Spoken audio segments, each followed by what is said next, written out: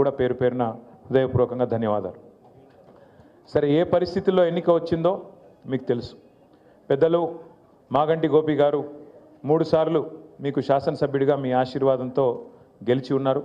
అనుకోకుండా ఎన్నిక జరిగిన సంవత్సరన్నర లోపే మరి అనుకోకుండా వారు అకాల మరణం చెందడం, దానివల్ల ఈ ఉప ఎన్నిక అనివార్యంగా మన ముందుకు వచ్చింది. మీ అందరితో నా ప్రార్థన ఒకటే, హైదరాబాద్ మహానగరంలో జిహెచ్ఎంసీ పరిధిలో ఓఆర్ఆర్ లోపల ఒక్కటంటే ఒక్క సీటు కూడా కాంగ్రెస్ పార్టీకి పొరపాటున కూడా ఓఆర్ఆర్ లోపల ఒక్కరు కూడా ప్రజలు నమ్మలేదు, కాంగ్రెస్ని ఒక్క సీటు కూడా ఇవ్వలేదు. అట్లాగే బీజేపీకి కూడా అడ్డిమారి గుడ్డి దెబ్బ అన్నట్టు ఒక సీటు వచ్చింది తప్ప ఒక్కటంటే ఒక్క సీటు కూడా 2 జాతీయ పార్టీలకు కాంగ్రెస్ కానీ బీజేపీకి కానీ ఇయ్యలేదు, మీరు నమ్మలేదు. కానీ జిల్లాలలో ఉండే ప్రజలు కాంగ్రెస్ ఏదైతే అరిచేతిలో వైకుంఠం చూపెట్టిందో, కేసీఆర్ గారు ఇస్తున్న సంక్షేమ పథకాలకు అదనంగా మేము ఇస్తాం, మీకు ఆయన చేసిన దానికంటే ఎక్కువ చేస్తాం, మేము 120 సంవత్సరాల చరిత్ర గల పార్టీ, మేమే చేయగలుగుతాం, ఇంకెవరు చేయలేరు అని చెప్పి డైలాగులు కొడితే పాపం కొంతమంది నమ్మి వాళ్ళకు అవకాశం ఇచ్చినారు. కేవలం 1.8% తేడాతోని, అంటే 4-5 లక్షల తేడాతోని 4 కోట్ల మందిలా 4-5 లక్షల ఓట్లు అటు ఇటు అయితే కాంగ్రెస్ అధికారంలోకి వచ్చింది. మరి వచ్చిన తర్వాత ఇప్పుడు సరిగ్గా 22 నెలలు దాటి 23 నెలలు నడుస్తూ ఉన్నది.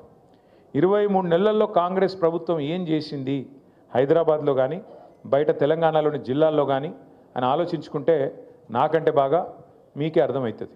ఎందుకంటే ఎన్ని మాటలు చెప్పినారు, ఎన్నెన్ని కథలు చెప్పినారు, అరిచేతిలో వైకుంఠం చూపెట్టి ఏం చెప్పినారు. నేను మొన్న సూర్యాపేటకు పోయినా, అక్కడ జగదీష్ రెడ్డి గారు పిలిస్తే ఏదో కార్యక్రమం, మన పార్టీ కార్యక్రమం ఉంటే పోయితే మన నాయకుడు ఒక ఆయన ఇంట్లో ఛాయ్ తాగుతందుకు ఆగమన్నాడు. ఆగితే ఆయన నాయకుడు వాళ్ళ అమ్మగారిని తీసుకొచ్చాడు. అన్న మా అమ్మ అని చెప్పిండు. ఎట్లున్నారమ్మా, బాగున్నారా, ఆరోగ్యం బాగుందా అని అడిగితే బాగానే ఉన్న బిడ్డ అన్నది. ఆ నాయకుడికి మొన్న ఈ మధ్యనే పెళ్ళయింది. ఆ పిల్లగాడు చిన్నోడు 25-26 ఉంటే మన రాజ్ కుమార్ పటేల్ లెక్కనే మొన్ననే లగ్గమైంది. అయితే పెళ్ళైన తర్వాత వాళ్ళ అమ్మగారిని పరిచయం చేసిండు. పరిచయం చేస్తే నేను మాట్లాడుతున్నా, మరి కోడలు ఏమంటుందమ్మా, కొత్త కోడలు మంచిగానే ఉందా అన్న. ఏం కోడలు కొడుక ఏమున్నది అన్న. అంటే గిట్లా మాట్లాడబట్టే, కొత్తగా పెళ్ళి అయింది గిట్లా మాట్లాడబట్టే నేను పరిచయం అయినా. ఏమైందమ్మా, ఏమి ఇబ్బంది అంటే ఆమె ఏమన్నది తెలుసా, కోడలు వస్తే నెలకు 2,500 రూపాయలు వస్తాయి అనుకున్న కొడుక, ఏ 2,000 లేవు, 500 లేవు, ఏం లేవు అని ఆమె అన్నది. ఈ లోపల కోడలు ఆమె గడుస్తున్నది, పిల్ల వచ్చింది. నీకు కూడా 4,000 పెన్షన్ వస్తుంది అనుకున్నా, వచ్చిందా అన్నది. అంటే కాంగ్రెస్ వాళ్ళ వల్ల, రేవంత్ రెడ్డి వల్ల ఇలా పరిస్థితి ఏంటంటే అత్తకోడల పంచాయతీలు కొత్తవి వస్తున్నాయి.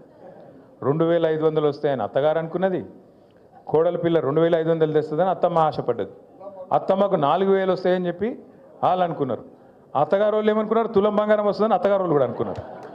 ముగ్గురికి పంచాయతీ పెట్టిండు ఇప్పుడు రేవంత్ రెడ్డి. అంటే ఎంత జూటబాజ్ మాటలు, ఎంత ధోకేబాజ్ మాటలు అంటే కాంగ్రెస్ వాళ్ళవి. మీరు నమ్మలే, ఎవ్వరు వెంగళరావు నగర్లో నమ్మలే, హైదరాబాద్లో నమ్మలే, ఓఆర్ఆర్ లోపల ఎల్బీ నగర్లో నమ్మలే, ఎవరు నమ్మలే వీళ్ళని. కానీ పాపం మా మిర్యాలగూడ వాళ్ళు నమ్మిరు.